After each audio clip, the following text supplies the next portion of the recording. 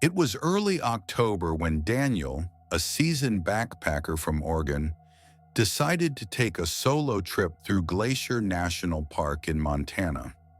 The weather was crisp, the leaves were beginning to turn, and the park was unusually quiet.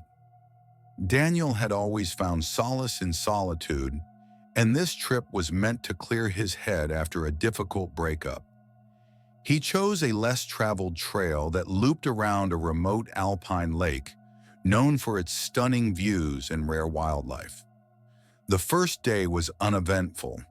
Daniel hiked about 12 miles in, set up camp by the lake, and watched the sun dip behind the jagged peaks. He cooked a simple meal, made notes in his journal, and settled into his tent just as the wind began to pick up. The rhythmic rustle of the trees lulled him to sleep. The next morning he awoke early and decided to explore the northern ridge that wasn't on any marked map, but had been mentioned in an old hiker's blog. It was supposed to have a panoramic view of the entire valley. With his GPS, water, and snacks, Daniel set off. The terrain was steep, overgrown, and clearly not maintained, but he was experienced and confident. After about 2 hours, he reached the ridge, and the view was breathtaking. Below him lay an untouched expanse of dense forest, shining lakes, and snow-capped mountains in the distance. He took photos, ate a protein bar, and decided to descend a different way, making a loop back to his campsite. That was when things started to go wrong. About 30 minutes into the descent, the trail seemed to vanish. What was once a discernible path dissolved into dense thickets and loose rock. Daniel pulled out his GPS. It showed he was still near the trail, but everything around him looked wrong.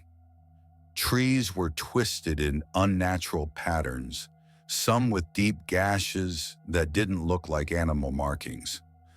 The air felt heavier, and the silence was unnerving. No birds, no rustling, nothing.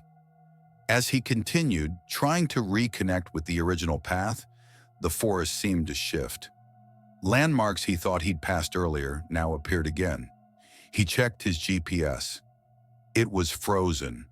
No matter where he walked, the device claimed he was in the same spot. Assuming it was a satellite error, he pulled out his compass. The needle spun erratically before settling in the wrong direction. He tried retracing his steps, marking trees as he went.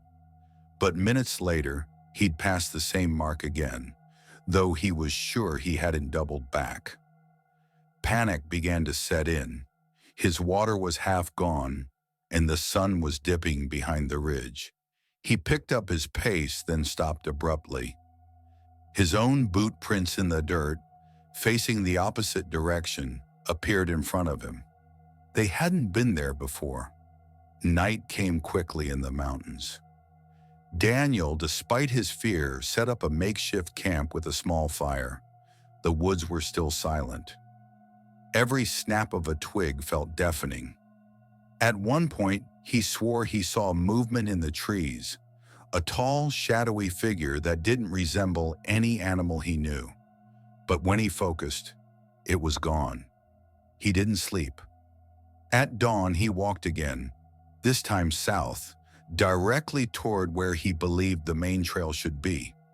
After hours of trekking, he stumbled out onto a wide, beaten path. Relief flooded him as he saw a park ranger approaching. The man looked at him strangely and asked what he was doing there. Daniel explained everything. The ranger, skeptical, told him this area had been closed for months due to rock slide. When Daniel insisted he'd hiked in just the day before, the ranger's face turned pale. "That trail hasn't been accessible for over a year," he said, "and no one's camped at that lake in months." Daniel returned home, shaken. He later uploaded his GPS data. It was blank.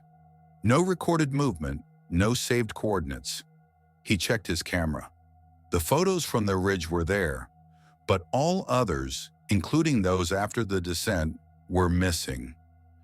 And strangest of all, in one image just at the tree line, a tall, vague silhouette stood watching him. He never hiked alone again.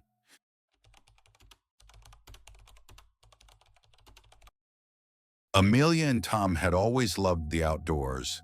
Married for nearly a decade, the couple made it a tradition to explore a new national park every summer.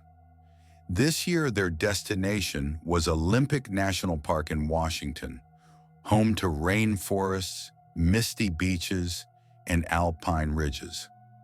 They'd chosen to backpack into the Hoh rainforest, spend 2 nights deep in the woods, and finish their journey at a place called Mirror Lake, named for its perfect reflections and unusual clarity. The first part of the trip was uneventful. They enjoyed the moss-covered trees, the soft thud of rain on the canopy, and the ever-present hush of nature. By the second afternoon, they reached Mirror Lake. It was just as beautiful as the photos. Still, glass-like water that reflected the tree line so precisely, it was difficult to tell where the forest ended and its reflection began. They set up camp just a few feet from the lake. As the sun lowered, the temperature dropped, and a thick fog began to roll in from the hills. Tom lit a fire while Amelia wandered down to the water's edge to take photos. She noticed something strange in one of the shots. The reflection in the lake didn't match the forest behind her. At first, she assumed it was a camera glitch, but when she looked again, the reflected trees were wrong. They were leafless and blackened, like they'd been burned. The sky in the reflection was a deep crimson, though the real sky remained a soft blue-gray. No birds flew in the mirrored world. The more she stared, the more uneasy she felt, like the reflection was showing a version of reality that had no business existing. She called Tom over, but by the time he arrived, the lake was back to normal. She brushed it off as fatigue or imagination. That night, the couple crawled into their tent. At some point in the early morning, they were awoken by the sound of footsteps, slow, deliberate, circling the tent. Tom unzipped the flap and shined his flashlight into the fog, but there was nothing. No animals, no people, just the crackling of the dying fire. Assuming it was a deer or maybe even another camper wandering by, they went back to sleep. The next morning, they noticed something alarming. Around their campsite were bare human footprints in the mud, large, barefoot, and deep. They trailed from the lake, circled the tent twice, and then vanished into the tree line. The ground was too soft for them to have been made long ago. They were fresh. They decided to pack up early and leave. But when they tried to retrace their route, something was off. The trees looked unfamiliar, the trail markers were missing, and no matter which direction they walked, the forest seemed to circle back on itself. Hours passed. They should have reached the trailhead by noon, but the sun was already beginning to dip, and Mirror Lake was somehow still behind them every time they turned around. Growing desperate, they returned to the lake to regroup. As they approached, they both stopped in their tracks. There was someone standing in the water, a dark silhouette, just waist-deep, motionless. It looked human, but wrong, elongated limbs, a blurred face, and a body that didn't seem fully solid. And in the reflection on the lake, there was no water, only a scorched landscape and multiple figures standing along a cracked shoreline. Then, without a sound, the figure in the lake turned and slowly sank below the surface. Panicked, Amelia and Tom ran in the opposite direction. The GPS was useless, their phones dead, and their compass spun like a toy. They kept walking, pushing through underbrush and ducking under limbs until they finally burst out onto a service road just as the last light of day disappeared. A ranger found them an hour later and drove them back to their car. He listened patiently, but said there had never been reports of strange reflections or people disappearing at Mirror Lake. But when Tom asked to see a map of their hike, the ranger looked puzzled. "There is no Mirror Lake in this park," he said. "Not here." Tom and Amelia were speechless. They pulled out their camera to show photos, but the pictures taken near the lake were corrupted, blurry, distorted, or replaced by static. Only one remained intact, a photo of Amelia standing at the water's edge, with her reflection showing something completely different. Her eyes black, her mouth stretched into an unnatural smile, and something standing behind her in the reflection. They never returned to Olympic National Park.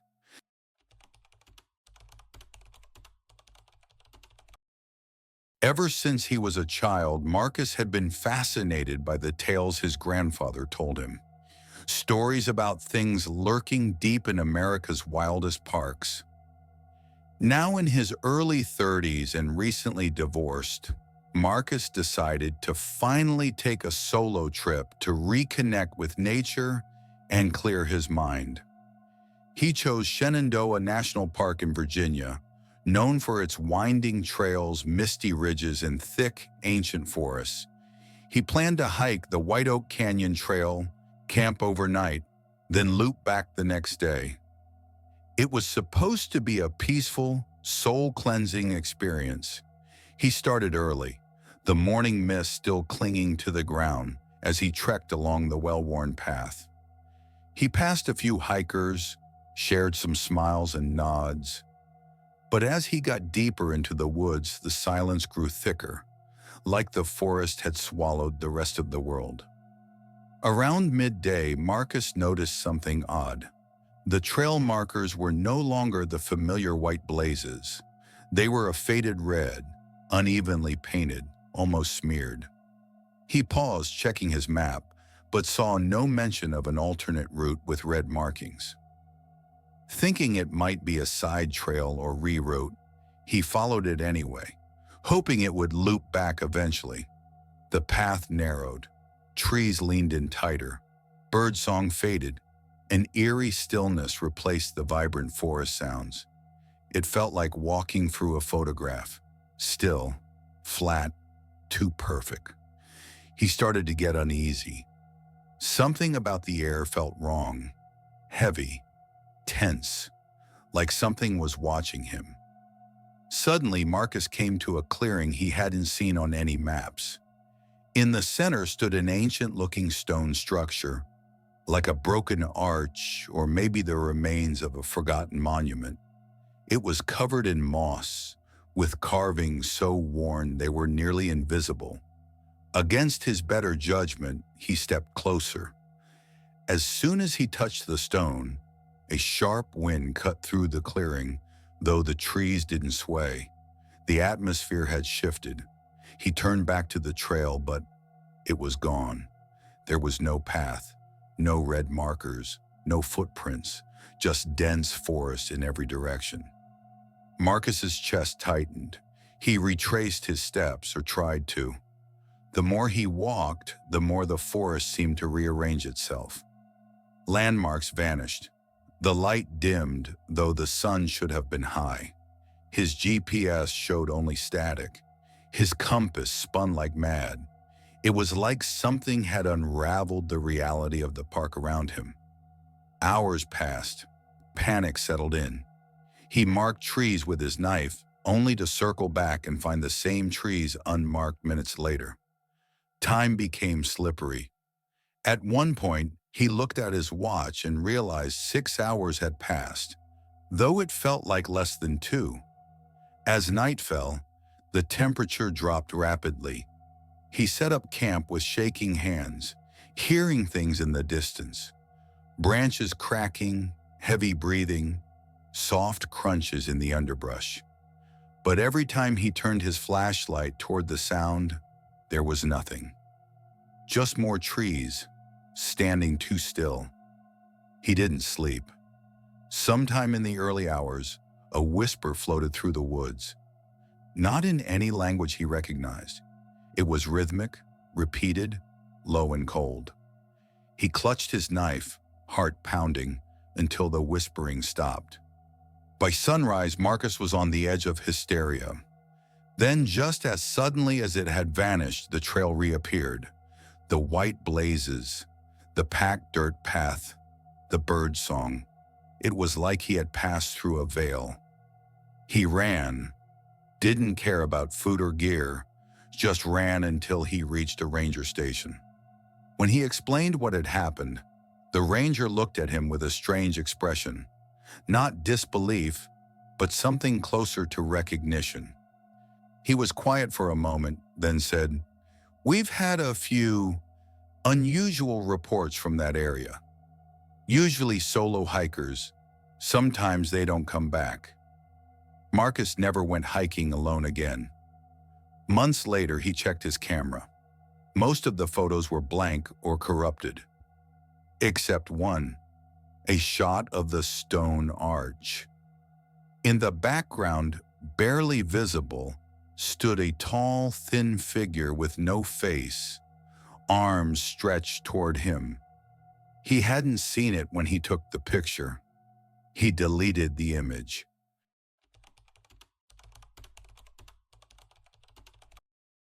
In the remote wilderness of Glacier National Park, Montana, winter doesn't merely arrive, it consumes. Snow blankets every visible surface, and silence reigns, broken only by the occasional crack of shifting ice or the lonely howl of the wind. For Jeremy and Allison, both seasoned winter backpackers, it was the ultimate destination. They planned a 5-day trek along the Highline Trail, hoping to avoid the sparse crowds and witness the unspoiled majesty of the park in solitude. They set out under a sky the color of old paper, their breaths fogging the air, ice crunching underfoot. At first, it was everything they had dreamed. Frozen waterfalls glistening in the sun, animal tracks tracing delicate patterns across the powder, and the comfort of knowing they were completely alone. No cell signal, no internet, just each other and the snow. On the second night, they camped near a frozen lake that shimmered under the moonlight like glass. It was mesmerizing, too still, almost sacred. They sat by their small fire, sipping coffee, when Allison frowned and tilted her head. "Do you hear that?" she asked. Jeremy paused. Nothing at first. Then faintly, the soft sound of something tapping the ice in a slow rhythmic beat, like knuckles knocking from beneath the surface. They chalked it up to the ice settling or distant animal movements. But as the fire dwindled and the shadows deepened, the noise grew clearer and closer, a hollow knock, knock, knock. Neither of them slept well. By morning, the lake was completely still again, but an odd set of prints had appeared along the shore, long, narrow, and spaced too far apart to be human. They looked like something walking upright, but not shaped like boots. The prints led from the edge of the trees to the ice and simply stopped. That day, the snowstorm hit early.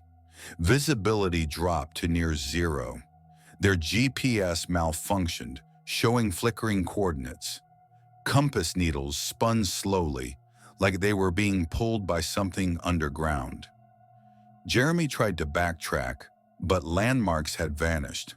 Rock outcroppings and tree lines didn't match the map. It was as if the forest had shifted. They camped again, this time deeper into the woods, avoiding open areas. That night they heard it again, knocking, but this time not on ice, on trees, on their tent poles, slow, measured, deliberate. Jeremy burst from the tent with a flashlight, sweeping through the forest. Nothing, no prints, no movement, but the knocking resumed behind him, just out of range, always just out of sight. The next morning, Allison was shaken. Her hands trembled as she packed. She didn't speak. Jeremy found her standing alone, staring at the frozen lake again, her face pale. "I saw someone," she whispered, "in the trees. But their face, it wasn't right, like it was mirrored, reversed."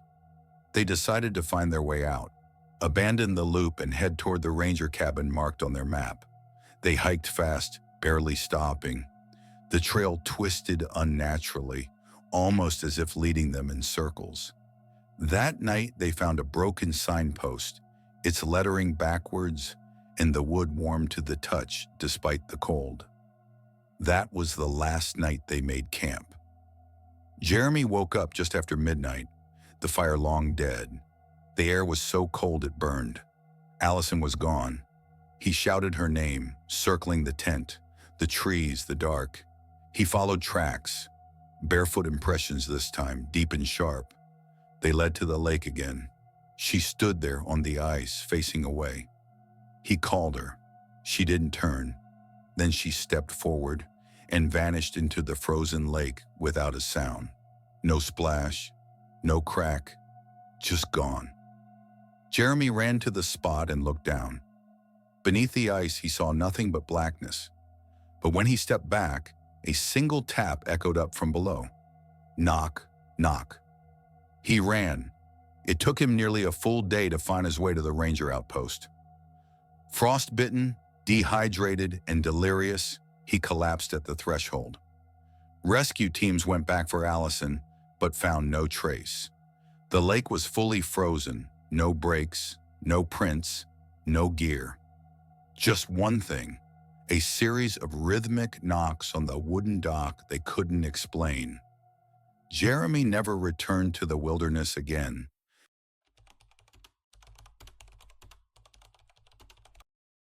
Bryce Canyon National Park is known for its otherworldly beauty, jagged red rock spires called hoodoos that rise like petrified flames from the canyon floor. During the shoulder season in October, when the tourist crowd's thin and cold winds begin to whisper through the trees, the park takes on a quieter, lonelier tone. It was the perfect time, or so believed Carter and Michelle, a couple who had just celebrated their anniversary and wanted a peaceful weekend in nature. They arrived on a Friday afternoon, checking into a small, rarely used campsite deeper in the park. The ranger warned them it wasn't maintained off-season, and sometimes signage went missing, but they welcomed the isolation. They set up their tent near the edge of the canyon rim, with a breathtaking view of the endless hoodoos stretching into the horizon. There were no other campers in sight, and the nearest site was a half-mile away. That night, as they sat near their fire, Carter noticed something odd. Across the canyon on the opposite ridge, a light blinked, once, then twice. It looked like a lantern swinging back and forth, but there was no trail over there, just a steep drop and an unmarked forest slope. They both watched it for several minutes until it simply went out. They brushed it off and turned in for the night. Around 2:30 a.m., Michelle woke to a sound like whispering, not from outside, but inside the tent. She sat up, heart racing, and reached for her flashlight. Carter was asleep, undisturbed. When she turned on the light, the whispering stopped. But on the inside of the tent wall, just above her head, was a long smear of what looked like dirt. It hadn't been there before. They left the tent, flashlight beams cutting through the darkness. Nothing moved, no footprints, But when Michelle pointed her light toward the ridge across the canyon, the lantern was back. Only this time, it wasn't swinging. It was still, too still, like it was watching. They decided to leave at first light, but when morning came, the trail they had used to reach the campsite was gone. Not just covered or obscured, completely gone. The signs, the worn earth path, the small rock cairns they had passed. It was as if none of it had ever existed. They wandered through the trees in growing confusion, eventually returning to the campsite to regroup. But when they got back, the campground looked off. Their tent was there, their fire pit, but it wasn't the same. The earth was disturbed in strange patterns. Their gear looked slightly older, faded, stained, like it had been sitting out for weeks, not hours. The logs around the fire pit were arranged differently. Carter swore one of the trees near their tent was taller than it had been yesterday. Then they noticed the air. It was heavier, thicker, like breathing through gauze. They tried their phones, no signal. Compass, spinning in circles. Carter climbed a small rise to try and get bearings and froze in place. Michelle followed, and what she saw made her stomach drop. The canyon looked wrong. The hoodoos had changed shape, twisted in unnatural formations. They no longer pointed to the sky but curved inward like claws. The color had faded from red to a dull, lifeless gray. The sky above had lost its brightness. Even though it was midday, the light was dim, like just before dusk. Panic took hold. They began walking in any direction that might lead back to a road or familiar landmark. Hours passed. The temperature dropped rapidly. It felt like they were walking in circles, yet nothing looked familiar. By dusk, they stumbled upon something that turned their blood cold. Another campsite. Their campsite. An exact replica of theirs, down to the positioning of the tent, the gear, even the torn trail map they'd left on a log. But they were certain they'd walked several miles away from it. It shouldn't be here. And then they saw the tent flap slowly lift in the wind. Only it wasn't windy. They didn't approach. They ran. Just as the last light vanished from the sky, they finally heard it. The hum of an engine. A park ranger's vehicle bouncing down a service road. They burst from the tree line, shouting and waving. The ranger stopped, eyes wide. "Where the hell did you come from? That whole section's been closed for 3 years." Later, when they insisted they had reserved that campsite, the records showed no such site existed. Not in the current maps, not even in old archives. And the ranger, puzzled, finally said, "Even if you had camped there, I don't get how you walked out.